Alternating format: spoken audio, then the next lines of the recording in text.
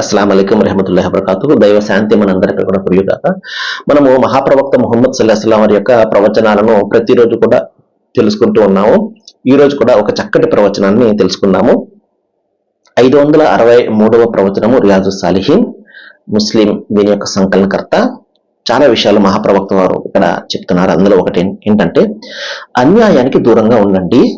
ఎందుకంటే అన్యాయము ప్రళయ దినాన కటిక చీకట్ల రూపంలో ఉంటుంది. 1, 2 ఇంకా పేరాసకు దూరంగా ఉండండి. ఎందుకంటే ఈ పేరాసే మీకు పూర్వం గతించినటువంటి ప్రజలను సర్వనాశనం చేసేసింది. అలాగే ప్రజలు ఒకరినొకరు రక్తాన్ని చిందించుకునేందుకు, నిషిద్ధమైనటువంటి వస్తువులను ధర్మసమ్మతం చేసుకునేందుకు ఈ పేరాసే వారిని ప్రేరేపించింది అన్నారు. మహాశిరారా, ఫస్ట్ ఏం చెప్పారు ప్రవక్త వారు? అన్యాయానికి దూరంగా ఉండండి అన్నారు. ఎవరికి కూడా అన్యాయం చేయకండి. మీకు మీరు ముందు అన్యాయం చేసుకోకండి. మీ ఆత్మ ఏదైతే ఉందో ఆత్మకు అన్యాయం చేసుకోకండి. ఈ ఆత్మ పరిశుద్ధంగా ఉండాలి, పవిత్రంగా ఉండాలి.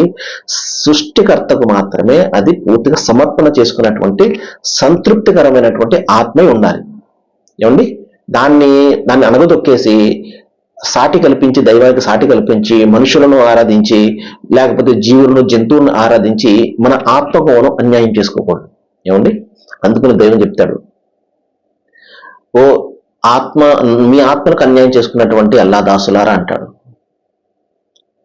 లా తఖ్నతు మిర్ రహమతిల్లా, దైవం యొక్క కారుణ్యం పట్ల నిరాశ చెందకండి. మీ ఆత్మ మీరు అన్యాయం చేసుకున్నారా, వెంటనే తప్పు తెలుసుకోండి, ప్రక్షాళన చేసుకోండి, ఆత్మను, మీ అంతరాత్మను పరిశుద్ధపరచుకోండి.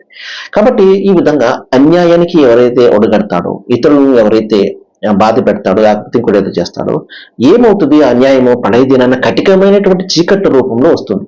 చీకటిగా ఉంటుంది ప్రళయ దినాన్న నరకంలో. మరొకటి ఏది కూడా కనబడే పరిస్థితి ఉండదు. అంటే ఏంటి? భయంకరమైనటువంటి చీకట్లో కూరుకుపోతావు. ఇక్కడ అన్యాయం చేస్తే ఇక్కడ పట్టుకోకపోయినా పట్టుకునే రోజు ఒకటి ఉంది, పట్టుకునేవాడు ఒకడు ఉన్నాడు. అది ఎప్పుడు జ్ఞాపకం పెట్టుకో. ఇంకా రెండోది ఏంటంటే పేరాస. ఆశగా, ఓకే, ఆశ సహజంగా ఆశ ఉంటుంది. గోరంత ఆశ కొండంత వెలుగు అంటారు కదా, ఆశ ఓకే. ఆ ఆశ కొంచెం లిమిట్ దాటిందంటే అత్యాశ, అత్యాశ మరింత లిమిట్ దాటిందంటే పేరాస అయిపోతుంది. ఈ అత్యాశ, పేరాస ఎలాంటిదంటే మహాశిలారా, ప్రవక్త వారు చెప్పారు, గతంలో గతించినటువంటి ప్రజలను సర్వనాశనం చేసేసాయి. ఒకరినొకరు హత్యలు చేసుకోవడానికి, ఒకరినొకరు నాశనం చేసుకోవడానికి పురుగులిపోయి పేరాసే. నాకంటే వాడు బాగున్నాడు, నాకంటే కూడా బాగా డబ్బున్నది, లేకపోతే ఇంకోటి ఏదో ఉన్నది అని చెప్పేసి అత్యాశ, ఈ పేరాస ఏదైతే ఉందో అది సమాజాన్ని నాశనం చేసేసింది మీరంతా. కాబట్టి వాటికి దూరంగా ఉండండి అని చెప్పేసి ప్రవక్త వారు ఇక్కడ ఈ హదీసులో మనకు హితబోధ చేయడం జరిగింది. సర్వజన సుఖభవంతు. వాకృతావన అల్హమ్దులిల్లాహి రబ్బిల్ ఆలమీన్.